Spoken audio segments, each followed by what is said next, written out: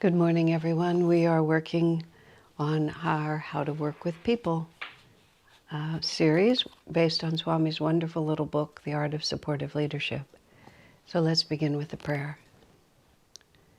Heavenly Father, Divine Mother, friend, beloved God, Jesus Christ, Babaji Krishna, Lahiri Mahashaya, Swami Sri Yukteswar, beloved Master Paramhansa Yogananda, saints of all religions, dear divine friend Swami Kriyananda, humbly we bow to you all.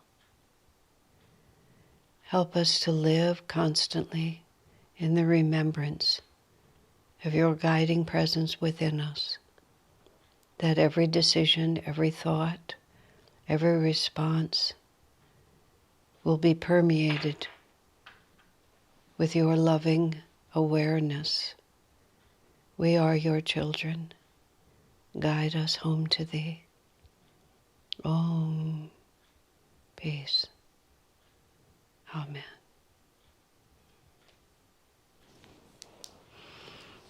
All right.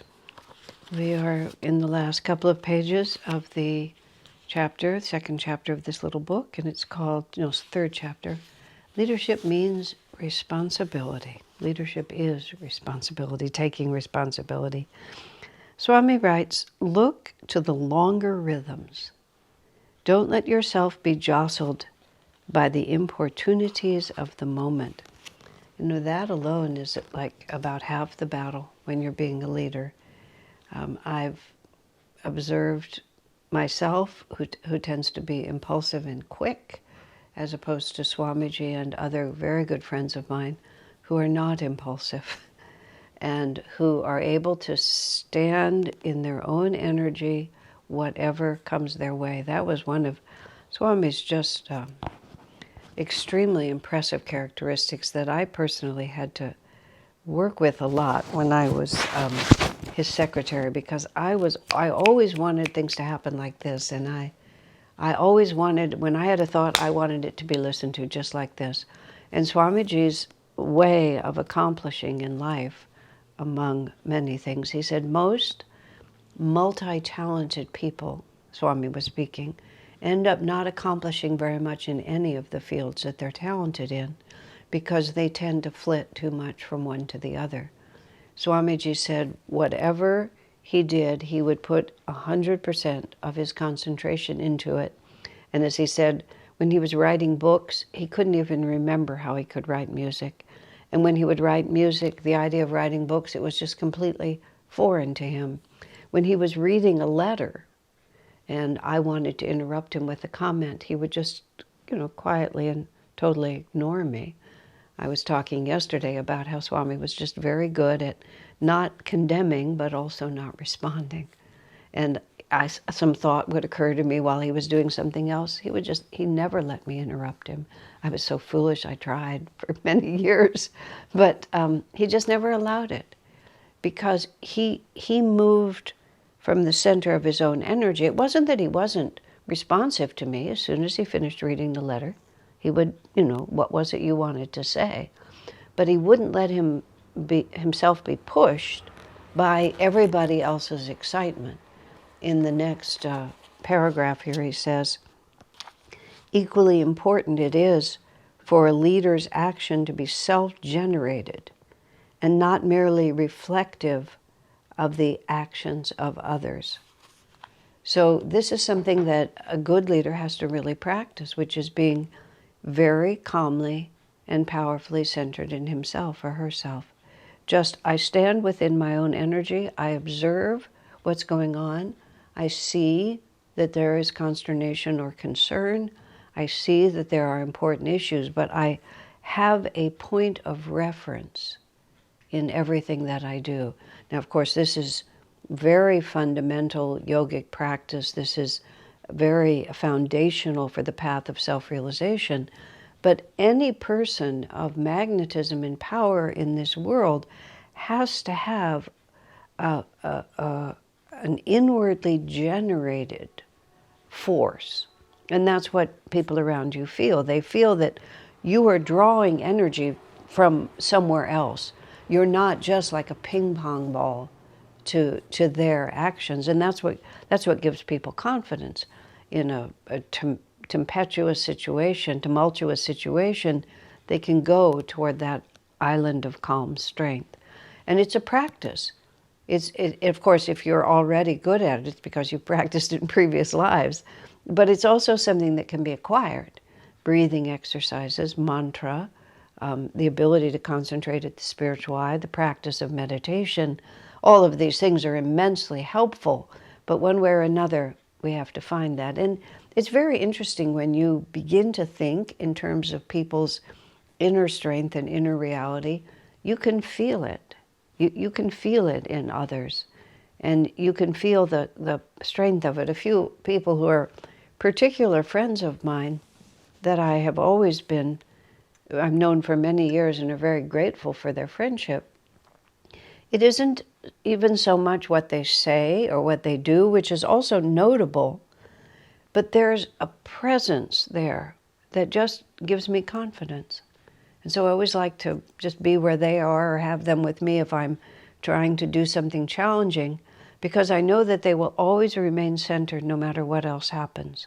And that centeredness itself just calms everyone down and gives them confidence. And it's tied also when Swami speaks of thinking in terms of the long rhythms. Of course, you can have the very long rhythm that today's setback is not the end of the story. It's just an event on this long trajectory that we're going, which is ultimately going to end in success. So there's that very long rhythm idea, but it's also the long rhythm of, I know you're excited, but it's fine. We're going to work our way through this. You're upset right now, but just calm down. We'll sort this out. And the good leaders that I know, including Swami, never buy into everybody else's excitement. Oh, it has to be decided now. Not necessarily. We can take our time. And 5 minutes is certainly not going to make a difference, because a decision made in calmness is always a better decision. A friend of mine was saying that the other day. He said, I've always found that when I make a decision on the belief that I have to hurry up and make a decision, it never turns out to be a good one, which is just very simple. Yeah, that's worth considering. A leader cannot afford to be drawn into other people's definitions of the problems he confronts. In this sense, too, creative action is infinitely more important than blind reaction. It implies complete personal acceptance of the responsibility for getting a job done. Again, a creative response that comes out of your point of origin is your original way, original because it comes from your point of origin, way of solving a problem. And if you're willing, he says this is another way that you take personal responsibility. We are willing to follow the creative intuitions that come to us. Now, of course, we can't just do things just to be different, but as a leader, one gradually develops this confidence in the intuitive sense of direction that you have. And once you have it, you just, it becomes self-evident to you. Whereas Swamiji was extraordinary in his ability to come up with creative solutions for problems that none of the rest of us could solve. And we were an energetic lot. We were fundamentally quite intelligent, serious meditators. We had a lot of things going for us, but sometimes we just couldn't figure it out. And almost always, I would dare say always, but I have to be really careful. I want to be exact.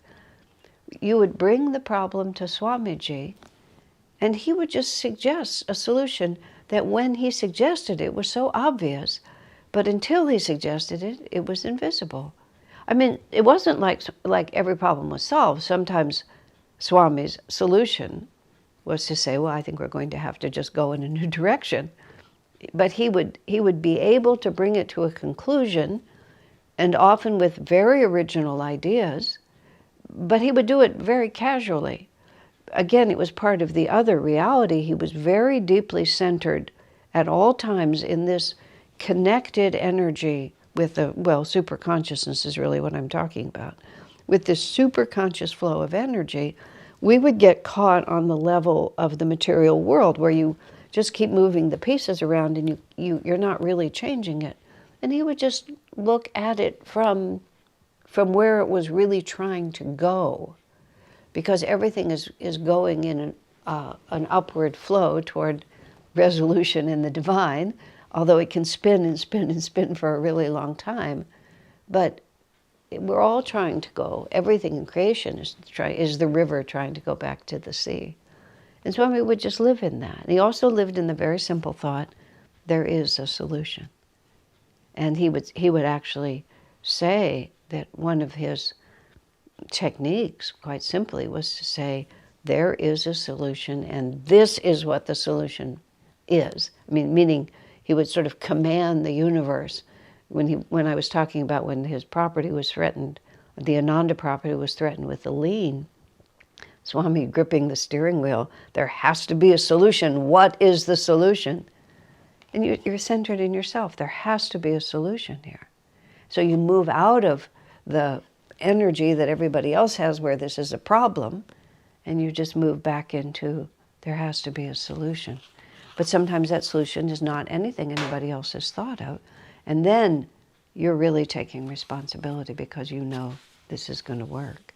And after a while you can develop a kind of intuition where you always know it's going to work.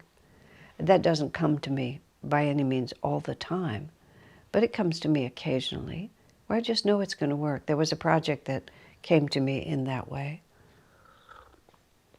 And I had to draw basically most of Ananda into it to make it work. That wasn't my normal position, but this was a unique situation. It was very controversial. Many people really didn't think it was a great idea, and Swami himself had his doubts. And we were just talking about, whether or not we ought to go forward. And Swami was raising all these possible objections. And I said to Swami, "Oh, Swamiji, it came to me in that way," and he knew what I meant. It was just a superconscious perception.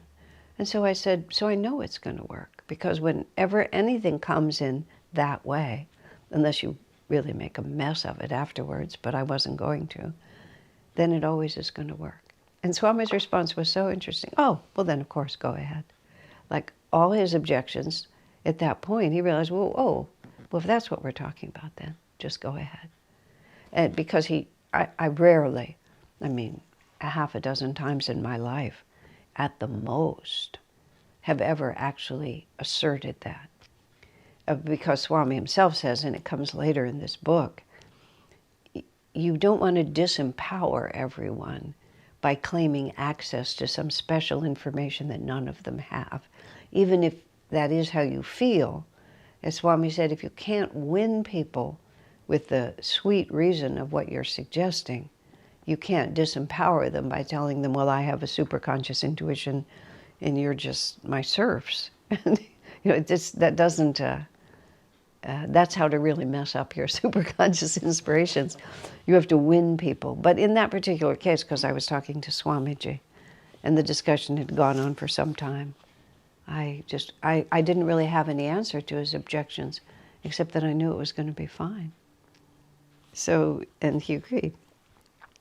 For leadership includes finding creative solutions to problems, which means taking responsibility also for one's own creativity. That's what I was saying. If you propose something that no one else has suggested, you have to also be really responsible. You can't bring people to a solution that they've never considered unless you are going to be 100% responsible for it. And of course, the confidence I had in that unique situation was such where I knew everybody had very reasonable objections, and they were all very good points, but I knew none of them were stronger than my intuitive feeling that this was going to be okay. And so it proved. It was wonderfully successful in exactly the ways that I knew it would be. But you have to really be responsible, and responsibility doesn't just mean taking the credit or even taking the blame. It means putting out energy. especially if you have a vision that other people don't share. You can't just hand it over to people. It's a fine line. You need to delegate responsibility to people so they can be involved. But if it's your vision and they don't yet understand it, it's very unfair to ask them to take responsibility because they won't necessarily know what to do. So it's a very fine line between allowing them to put their energy into it and keeping sufficient guidance. Swami always kept in touch. Even if he would give you responsibility, he would usually keep in touch outwardly, but he would always keep in touch inwardly. As Swami put it, he said, everyone that was receptive, and over time that was hundreds and hundreds of people, he said, I keep my consciousness with them. I certainly felt that when I was involved in the first decades of building the community we have here, of developing what we have developed here. I just always, I always, almost always, knew what to do. And I knew what to do, and it wasn't like I was so smart. It was just like the solutions were always right there. And it took me a little while, longer than you would have thought, because this was my first experience not seeing Swami every day, is when I moved here, to realize that he was just directing me by inspiration, not by force, but just he was projecting to me the vision of what we were trying to accomplish. Not the vision in the details like this, although interestingly, we looked for a church for about 6 or 7 years before the temple that we now have became available to us. And when it finally became available, after looking at a number of other properties, and we told Swami that this one looked very promising. Oh, that one, he said, that's the one I always thought we would get. I said, why didn't you tell me? And he said, I didn't think it would help. But that's the one. That's the one we got. But it wasn't usually that he had that kind of a vision. They said he knew what the vibration was. And see, this is part of the way a subtle leader works. They're constantly projecting the right vibration, the right, it's attunement is what it is. Attunement with the consciousness of Master, which is a certain vibration. And many creative possibilities exist within that vibration, and as long as they're consistent with the vibration, they'll perpetuate the project in the right way. And so what Swami was always projecting was the right vibration. And once I was as long as I stayed in that vibration, the superconscious channel was open and the right solutions would come. And when I moved out of it, which I also did, then I would flail around and make mistakes. But the whole thing would move. But then there would be creative ideas, and then one had to be willing to, go early and come home late and just keep working on it, because it takes a tremendous amount of energy, and it also takes tapasya. Tapasya is patient self-sacrifice of your personal interests and comfort in order to generate a flow of energy. I mean, it sounds like a very obscure word, but just think of an Olympic athlete. I recall reading this athlete talking about his training program, and he described this, how many hours in the gym, how many hours on doing his sport, whatever it was, and so on like that. He says, and I do this every day. My wedding anniversary, my birthday, Christmas, my children's birthday. I do this every day, because this is how you become a world-class athlete. That's tapasya. It's not suffering, it's devotion. That's actually a synonym in some translations for the word tapasya, is the word devotion. Because I am devoted to attaining this objective, and therefore everything else, I relinquish everything that does not serve this objective. So one can be devoted to creating a work for one's guru. And tapasya then is that everything that doesn't support that just has to be pushed out of one's life. And often there's a degree of self-denial in that, or having to let go of things that are otherwise quite beautiful.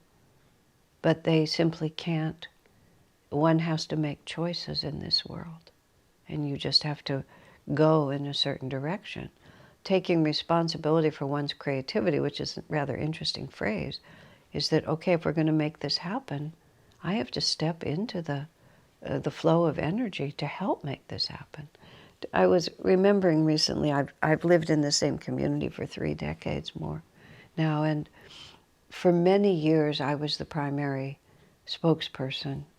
Now our staff is very big, and many other extremely talented people are now often the lead voices. And I'm actually retired, except I like the word emeritus better, because to me it sort of means, it doesn't mean that I've gone off into a corner. It just means that I now get to pick and choose. But I remember as things developed, and I would have more and more responsibility for holiday events and so on like that. But my responsibility was this: I would always have to be somewhere and speak, which required a certain tapasya to be able to do. As Swamiji himself said when he was recording these many television shows and was just talking about the effort, he said, it's not difficult to do, but it takes concentrated energy. So it's not like it's hard somehow, but you have to concentrate all your energy to do it. So I remember for the holidays, I used to always make it a habit, because after the program was over, I could help clean up. I couldn't help set up because I had to concentrate my energy, but I could always help clean up. And that was sort of just part of how I saw my leadership position, which is, there's no reason why I should only be the one standing in front of everyone, because that isn't how I saw myself. But I had to think it through. But then it crossed my mind that I could wash dishes, and I could vacuum rugs, and I could fold chairs as well as the next guy once my primary responsibilities were done. Now I suffer a little bit from not being as physically strong as I used to be, but nonetheless, but you take responsibility. The mediocre general may exclaim, according to the recognized treatises on warfare, our situation is hopeless. What chance have we but to surrender? But the great general will say, the recognized treatises offer no hope. Let us therefore create new guidelines. Thus was the battle of Waterloo won, thus also the Battle of Hastings, and thus again the American Revolution, which introduced unorthodox tactics borrowed from the American Indians. So the victory often goes to the one who has the imagination. Famously, when Steve Jobs was developing Apple and someone suggested he do market research, I think I've mentioned him, about what people wanted. He said, how could they know? He said, I haven't invented it yet. And it was, on a certain level, people thought he was arrogant, but he wasn't arrogant. I mean, he may have been arrogant, but it wasn't arrogant to know that you have a vision other people don't have yet. Now you can win people to that, or you could impose it, or however you do it. The arrogance comes afterwards. The fact of knowing that you know something that other people don't know, it can be just a fact. I mean, see, that's Swami Kriyananda. There was no arrogance in his unique vision. There was no, look at me, I'm so special. There was absolutely no personal pleasure in being the one who always knew. I mean, for those of us who knew Swami well, even to say things like that, it's just ludicrous. It's comical to put him in that kind of petty ego vibration. It was very funny. Swamiji was very dignified in his appearance. And at that time, I mean in the 70s and the 80s, and now of course it's just wildly rampant, you have all this clothing with words on them, or you would have shirts with logos on them. And Swami never wore anything like that, except a friend of his had a shirt from the restaurant that he ran, and partly out of friendship and appreciation of the project, and also because it was a very nice soft cotton t-shirt. Swami would often wear that t-shirt as a pajama top. And it was Swami's habit sometimes to wake up very early and to start writing. And he just wouldn't take the time to change out of his pajamas. So you would often come over late morning or even late afternoon sometimes, and he would still be in his pajamas because he'd just been working all day and hadn't wanted to stop. And so then you would see Swami Kriyananda, and he had, as I've described, he had this incredible aura. And you would see that huge consciousness committed to this restaurant. And it was like such a disconnect, because all that energy would carry around this advertisement. And of course, that's true for all of us. I mean, I have a lot of prejudices, is the only word I can think of. I have a lot of prejudices to a lot of popular culture things. And one of the things I have a really hard time with is everybody walking around making statements, verbal statements. It's partly because I am such a wordsmith that I cannot stop reading when there's words in front of me. So if somebody is standing there in a shirt with words on it, no matter what else I'm trying to do, I'm constantly reading those words. And they're just, the meaning of those words is just reverberating in my head. And, you know, and sometimes, you know, the words are, and nowadays they design with random words. And it's just like, no, you know, things have, words have power. These days you put words on water bottles because they've shown that if you have positive affirmation on the container of the water, then the structure of the water actually shifts in a positive direction because of the power of those words. So people assert that is really true. And our body is, whatever it is, a high percentage of our body is water. And so when you walk around, if it affects a water bottle, you walk around with words on your body, it is, at least theoretically, changing the organization of the water and who knows what else within you. All of these things are very distressing to me.